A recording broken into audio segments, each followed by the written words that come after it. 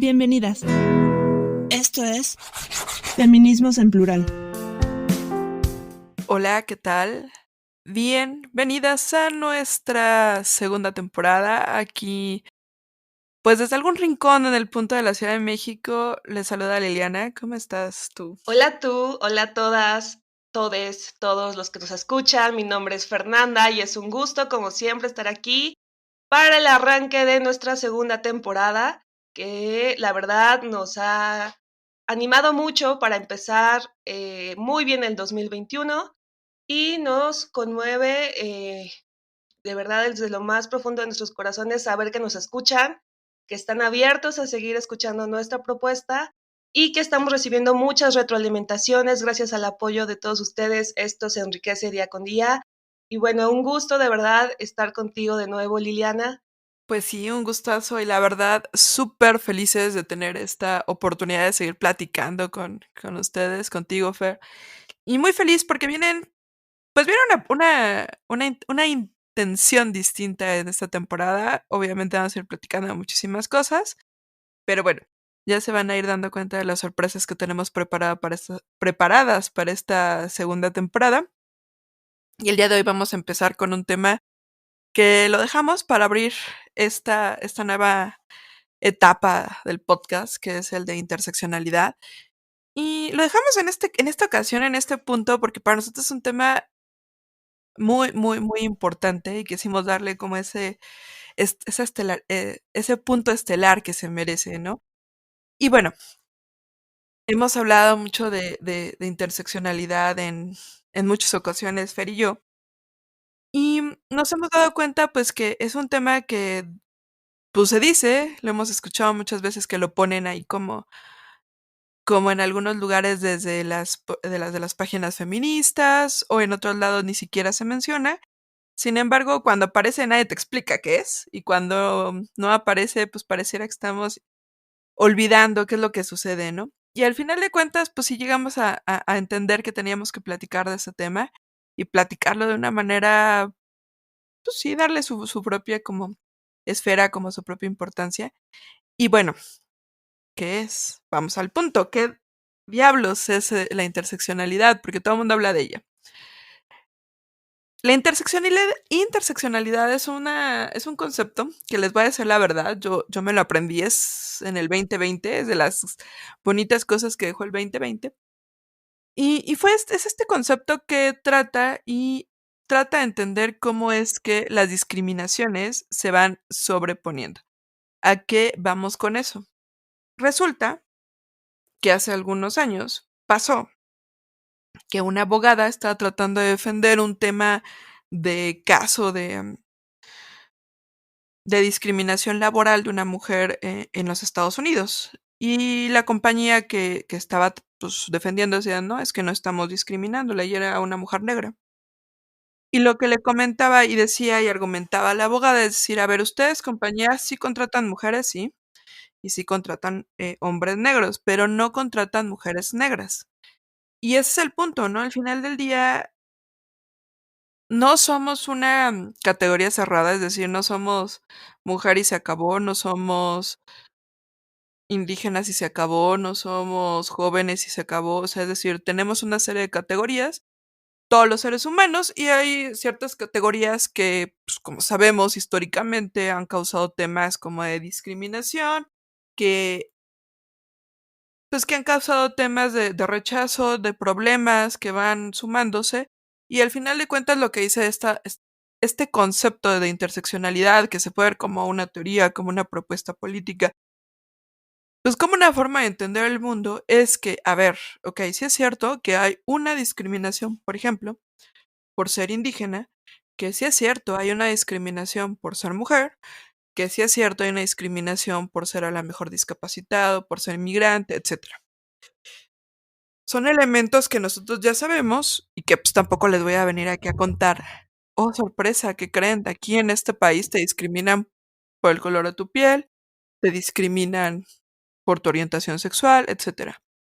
Pero lo que pasa es que se van sumando. Es decir, vamos al punto, No es lo mismo ser indígena a ser una mujer indígena, a ser una mujer indígena con una discapacidad, o a ser no sé, una mujer lesbiana, o a ser una mujer lesbiana que vive en la periferia. Es decir, hay cosas, elementos que donde se van conjuntando estas categorías, que van aumentando el grado de discriminación, el grado de problemáticas que se puedan contener. Porque, pues, de repente sí le decimos al gobierno y a todos y las haces, y tienen programas súper chidos a la mejor para combatir la discriminación por cuestiones de, em, discapacidad.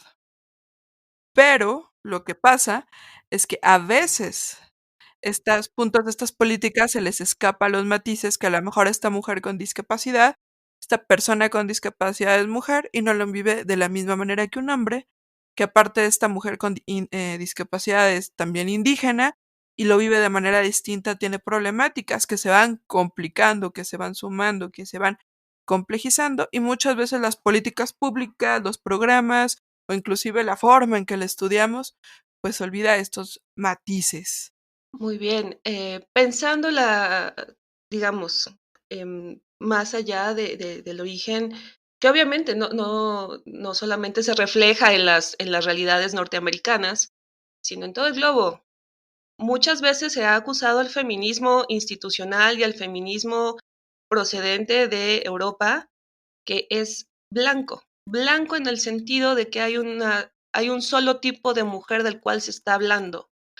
No es lo mismo luchar como mujer propietaria, con estudios universitarios, luchar en una etapa juvenil, luchar con todas tus capacidades, luchar con un nivel educativo concreto, a luchar en otro tipo de contextos, con otro tipo de cosas que te cruzan. La interseccionalidad tiene que ver con este cruce que te mantiene en un espacio discriminado, donde al no entrarle en esta categoría de mujer blanca, blanca en el más extenso sentido de la palabra, entonces no cuentas. Es una crítica, el feminismo de la interseccionalidad es una crítica sustantiva a esta lógica del actuar de los feminismos europeos, de las primeras olas, y que implica un autorreconocimiento de con qué sí y con qué no coincido con ciertas autoras y con ciertos modelos de lucha en otros estados y en otros continentes. Me gusta mucho el término interseccionalidad porque nos hace referirnos a cosas tan sencillas como quién soy, dónde estoy parada y qué quiero para mí y para mis hermanas. Lo mencionó muy bien el caso de la negritud en Estados Unidos, mi compañera Liliana, pero también hay negritudes en América Latina, ¿no? Inclusive el término afrodescendiente o afromexicano en el caso de las mexicanas, pues realmente tiene muy poco de ser difundido como término. Ahora agrégale el rostro de mujer a esa negritud y entiende esa negritud como una lógica de resistencia, como un cuerpo que está dispuesto a cambiar el paradigma del que siempre se le ha acusado, bueno, el paradigma, perdón, al cual siempre se le ha mantenido a raya, ¿no? Siempre te han dicho, tú no cuentas, si siempre ha existido esta lógica de como mujer no cuentas, bueno, como mujer negra menos y como mujer discapacitada menos. Esto también nos lleva a pensar la lógica del indigenismo. En México, hijo, cómo nos encanta pensar a las personas indígenas como estos grandes héroes prehispánicos, ¿no? Como civilizaciones antiguas, como estos emblemas de lo nacional, pero no de lo nacional en activo, no de lo nacional que se vive. Mismo asunto ocurre en la actualidad. Muchas mujeres, dentro de su lógica y de su autoidentificación como parte de los pueblos indígenas, se dan cuenta que, aunque les hace clic muchas de las autoras norteamericanas, europeas, asiáticas y demás, ellas tienen algo que decir, ellas tienen algo que aportar a partir de su contexto concreto, sin necesidad de ir a una universidad, se dan cuenta de las opresiones de las cuales son víctimas y dicen basta. Dicen y deciden y actúan en consecuencia para salir adelante. ¿A qué vamos con todo esto? La interseccionalidad realmente tiene poco tiempo trabajándose, 80s para acá, y que ya haya llegado y haya sido reconocido como una forma de lucha en América Latina y particularmente en México, es un asunto de democratización del movimiento feminista. No todas las feministas somos iguales, vaya, ni siquiera Liliana y yo somos las mismas personas y vivimos en la misma ciudad, tenemos la misma edad, bueno, unos 15 días de diferencia, pero básicamente tenemos la misma edad, tenemos básicamente también los mismos niveles educativos y sin embargo somos bien distintas y vivimos la Ciudad de México de una forma distinta.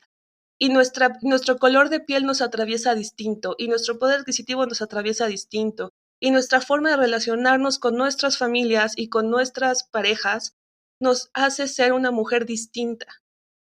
La interseccionalidad te permite ver y observar que esta diferencia, en lugar de crear un problema, porque a veces se ve la complejidad como un problema, te permite observar que la complejidad es un enriquecimiento propio de un movimiento social que está vivo.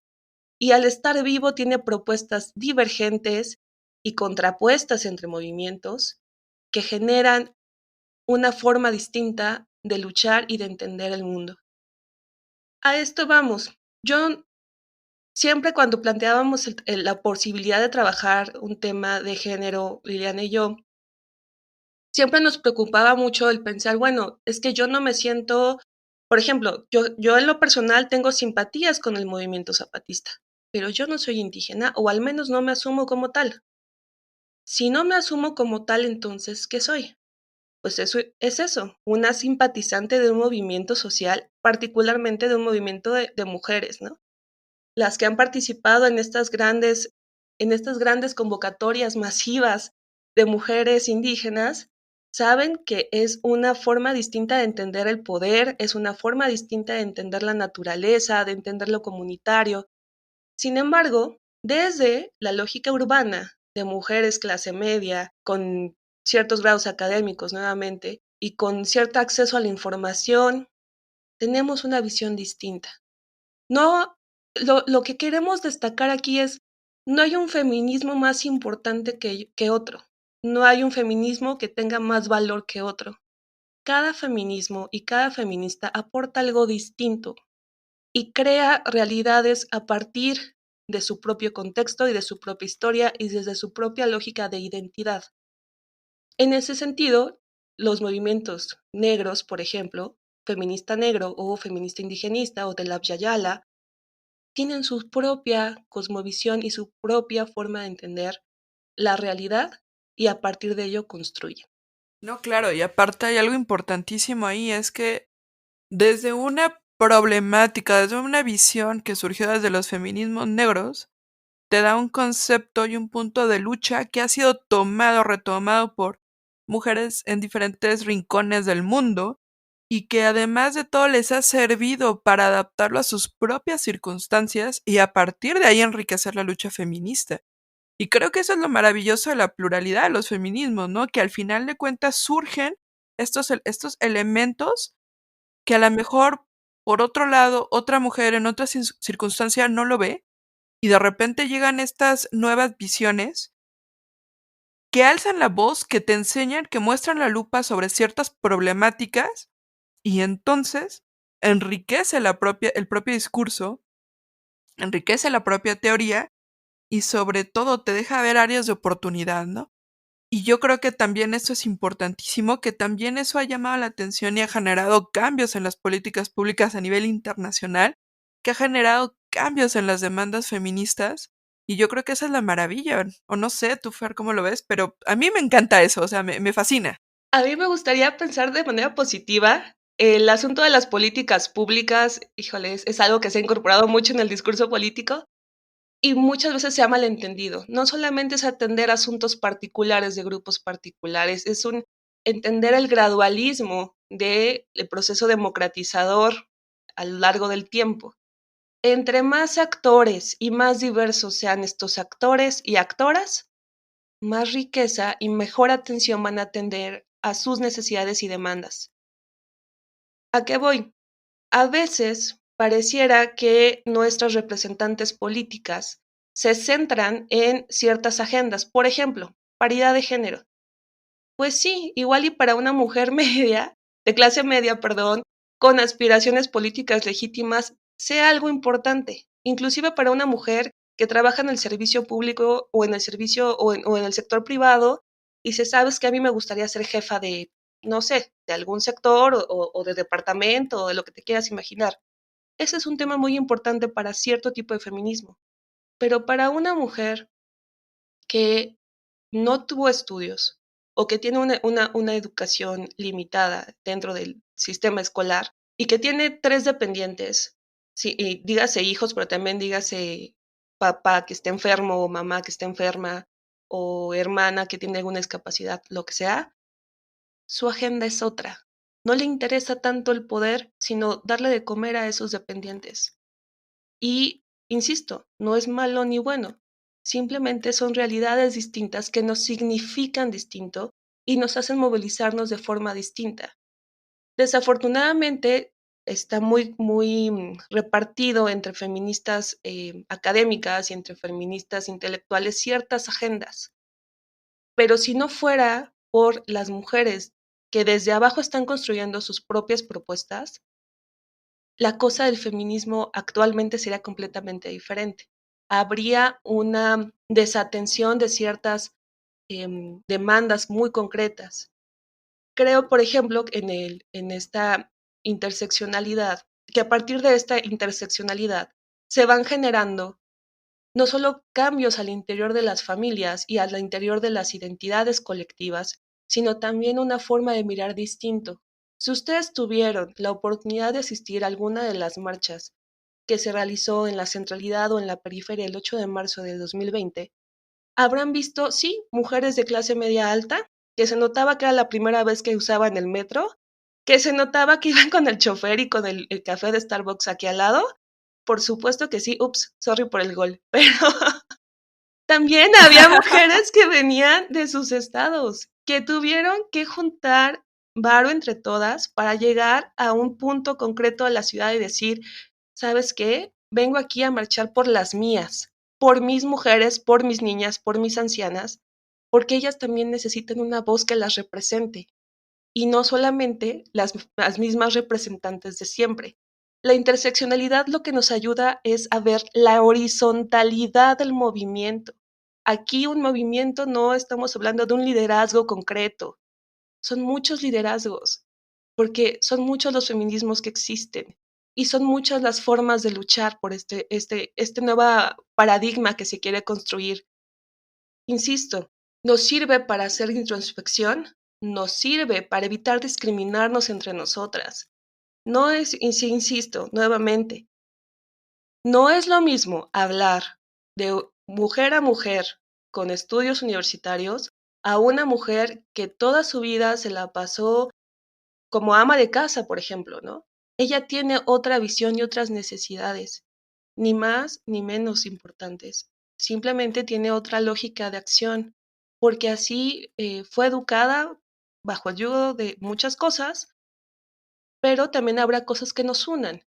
Algo que a mí me encantó del 8 de marzo acá en México, y me gustaría que después tú contaras tu experiencia ya en Madrid, es que acá lo que veíamos mucho es que la violencia de género nos atravesaba todos los cuerpos, nos atravesaba todas las mentes, todos los corazones.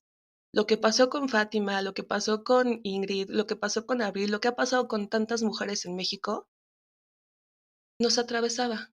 Entonces, digamos, tenemos una variable principal que es yo soy mujer. Sí, pero soy una mujer de qué raza, de qué edad, de qué capacidad, de qué clase, de qué ocupación, cuál es mi nivel educativo, cuál es mi lugar de resistencia, qué privilegios tengo en comparación a otras mujeres y qué carencias tengo en comparación a otras mujeres. Y más que para compararnos, es para entendernos, para ser solidaridarias y de entender que no todas recibimos las mismas oportunidades. Y al no recibir las mismas oportunidades, hay un subsistema de desigualdades que nos va atravesando y que nos obliga a cuestionarnos y a trabajar por todas y por todes y por todos. Fíjate que a mí en mi experiencia, porque les diré que yo estaba en España, me fugué en aquellas épocas, y tuve la fortuna, bueno, más que la fortuna, y sí, fue que dije, si estoy en España, me voy a ir a meter con el 8M. Y fue lo que hice. Las estuve buscando en internet y todo, y me encontré varios eventos y me fui ahí. Y ahí yo estaba un poco romantizada con el tema de interseccionalidad en ese punto, y me llamó mucho la atención porque me metí de golpe a un evento que trataba de entender cosas distintas. En este evento estaban hablando varias mujeres, incluyendo, hombres trans, y la mayoría de estas mujeres eran migrantes en España. Lo que me llamó la atención, una es que no vi mexicanos, eso sí ni mexicanas ahí, eso sí les comento, pero sí había como gente de El Salvador, de Perú, de Venezuela, y no había mexicanas. Yo era como la única ahí. Y empezó una discusión interesante porque, por ejemplo, se tomaban temas que a mí me llamaba la atención, como el tema de, bueno, es que somos mujeres con, pues, con condiciones de migración, aquí pues somos lo que somos, y fue la primera vez que yo me topé con una visión como no romántica o no bonita, por decirlo de alguna manera, de la España que a mí que yo vi, yo conocí.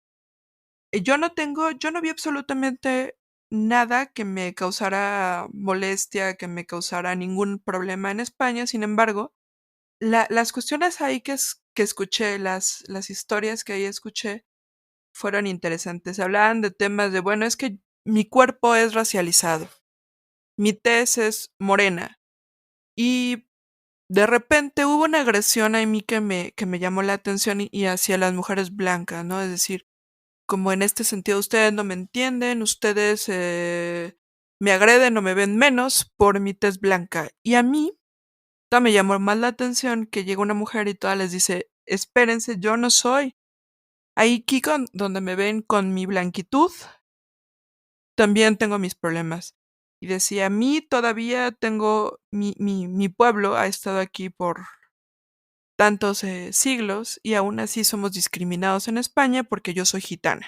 Y entender como las maneras distintas de ver el contexto de interseccionalidad desde una perspectiva diferente, para mí fue muy, muy revelador, porque también se peleaban, y era ya a mí lo que me llamó la atención, es que mientras en México pareciera que estamos luchando todavía en el frente de conseguir que el feminismo tenga un espacio en la academia, ahí lo que estaban diciendo es que estaban un poco cansadas de la academia, que pareciera que los usan como sujetos de estudio y no hay una correspondencia con la realidad, que pareciera que estos derechos de los grupos migrantes, que era de lo que hablaban ahí, tenían otra dimensión. Y ahí también como que me llamó la atención que la agenda es completamente diferente a la que está aquí en México. Mientras aquí, cuando nosotros pensamos en temas de interseccionalidad o se habla de estas situaciones, tenemos muy claros temas como, no sé, las mujeres que viven en la periferia de las ciudades, las mujeres indígenas o las mujeres a lo mejor con discapacidad. Allá el tema está en la migración, en estas disidencias de los cuerpos, ¿no? De las cuestiones de racialización, de las cuestiones, pues sí, de orientación sexual, de identidad de género. Es decir, son agendas distintas y son formas diferentes de entender la interseccionalidad. Y no es que sean más ni menos, pero sí, sí son muy diferentes. Y a mí me choqueó esto y me obligó a mí a pensar de una manera diferente en la forma como entendía yo pues la propia forma de ser pues de los feminismos y de las críticas y de las propias discriminaciones y los problemas que se puedan tener. Y también es cierto que hay formas de entender la situación de manera diferenciada. hay una parte que desde su postura política dicen, yo no soy víctima y a mí no me revictimices porque a lo mejor yo soy migrante. Y por otro lado está la persona que dice, es que también tenemos que ver un poco a los migrantes en la calidad de víctima y a partir de ahí estructurar y construir. Para mí, también esa es una gran diferencia de las cuestiones desde la... Es que no es un tema de filosofía de vida, sino es un tema de postura política y a partir de ahí cómo te planteas ante los conceptos teóricos, ¿cierto? Pero sobre todo de las acciones y entender diferentes prioridades. Es que sí, es interesante, ¿no? Y aparte las formas en que te expresas, las formas en que gritas, las formas en que dices, cantas y las palabras que usas. Es que todo eso no significa, vaya, la inclusión no es como, ay, qué chido, todas somos hermanas y todos queremos lo mismo. No, no va por ahí. La inclusión tiene que partir del respeto, de la tolerancia y de la escucha colectiva consciente. ¿Cómo me voy a atrever yo a hablar sobre mujeres indígenas si yo no conozco a las mujeres indígenas, si yo no me veo parte de ese movimiento? ¿Cómo yo voy a hablar a nombre de las mujeres con discapacidad si son perfectamente capaces de hablar por ellas mismas? ¿Cómo me voy a atrever yo a hablar a nombre de, no sé, una mujer costurera que tuvo toda su vida condiciones de laborales lastimosas, si yo no sé lo que es usar mis manos para trabajar todos los días, mis ojos para trabajar todos los días? Son realidades completamente diferentes. Sin embargo, es a partir de este acercamiento con la otredad, con la otra mujer distinta a mí, que puedo entender en qué coincidimos y en qué nunca vamos a coincidir. Vaya, nuevamente el asunto de la propiedad, ¿no? A mí me encanta porque para mí fue todo un pleito burocrático conseguir mi crédito hipotecario. Pero ¿cuántas mujeres tienen la posibilidad de hacerse de su casa? Si esa es una mínima proporción, igual y el tema de la propiedad pues es bueno y es un tema para alguna parte de la población, pero no para una mayoría. La mayoría de las mujeres en México no son propietarias. Y como nunca van a tener acceso a ciertos créditos o a ciertas posibilidades para acceder a algún crédito, entonces sus agendas son otras. Ya no me interesa la cuestión de la propiedad, no me interesa entrarle a un cargo público, no me interesa, no sé, la paridad de género, por decir un tema, ¿no? Pero sí me interesa que mi hija llegue a su casa segura. Sí me interesa que haya algún programa social que me ayude a tener dinero para apoyar a mis adultos mayores, ¿no? A mis papás, a mis abuelos, a quien ustedes quieran nombrar. Sí me interesa que la calle esté segura, segura en su sentido más amplio. Vaya, que cuando tú llegues a tu casa no tengas que traer las llaves en la mano. Son otras realidades, ¿no? Son otras formas de pensar el problema. A veces estamos tan inmersas en nuestra propia realidad y creemos que hay un termómetro que te debería de decir, es que esto es lo que debe conseguir el feminismo. Y no es cierto, ese termómetro no existe. No, dejemos de pensar en términos clásicos y jerárquicos. Hay distintas causas para diferente tipo de personas. Hubo mucha gente que aplaudió la ley Olimpia y está feliz con lo que se logró con la ley Olimpia. Y hay otras mujeres dentro del feminismo que dicen, bueno, ¿y por qué deberíamos estarnos preocupando por la cuestión de la sexualidad y las redes sociales? ¿Por qué deberíamos estar pensando en eso cuando hay otras cosas, por ejemplo, la falta de acceso al Internet? Cada una va a construir conforme a sus posibilidades y conforme a lo que ellas crean que es prioritario. La interseccionalidad va de eso, de entender la diversidad más allá de los cánones establecidos por académicas y por especialistas y entender que este movimiento es plural y es popular y es democrático. Y aquí caben todas. Y si caben todas con todas sus diferencias y con todas sus propuestas. En fin, ¿con qué te gustaría cerrar, Liliana? Híjole, pues es que ya queda poco por decir, pero bueno, creo que lo único que cierro es que la interseccionalidad como concepto creo que representa muy bien esta propuesta, porque al final del día eso es lo que queremos, ¿no? Expresar que hay diferentes versiones y diferentes visiones y diferentes formas de entender el feminismo. Y pues esperemos que podamos platicar, no de todas porque nunca vamos a acabar, pero sí de muchas de ellas y llevar la reflexión hacia cosas que a lo mejor no vemos todos los días en la cotidianidad. A mí me gustaría quedarme con la lógica de que eso que creemos que no es normal y que no es visible, las gafas de género nos tienen que ayudar a verlo. Las gafas de género nos tienen que enseñar que así como hay mujeres que viven en la ruralidad, mujeres indígenas, no hay un solo tipo de mujer indígena, no hay un solo tipo de mujer migrante, no hay un solo tipo de mujer, punto, no hay un solo tipo de mujer, hay muchos tipos de mujeres y en esa diversidad hay mucho que aportar, que abrevar, que aprender, que dar entre nosotras. El feminismo, escuchen muy bien, caballeros que a veces nos escuchan, el feminismo tiene mucho más que ver con la historia de las mujeres mismas y las organizaciones de las mujeres mismas y cómo nos podemos cuidar entre nosotras y cómo podemos demostrarnos afecto entre nosotras. Tiene mucho más que ver con eso que con la relación con los varones. Tiene que entenderse desde esa perspectiva la lógica de la interseccionalidad. Si yo como mujer X veo mal a mi compañera y no entiendo que esa mujer también está luchando, entonces no he entendido nada sobre el feminismo. En fin, un gusto como siempre. Mi nombre es Fernanda. Hasta la próxima. Aquí se despide Liliana.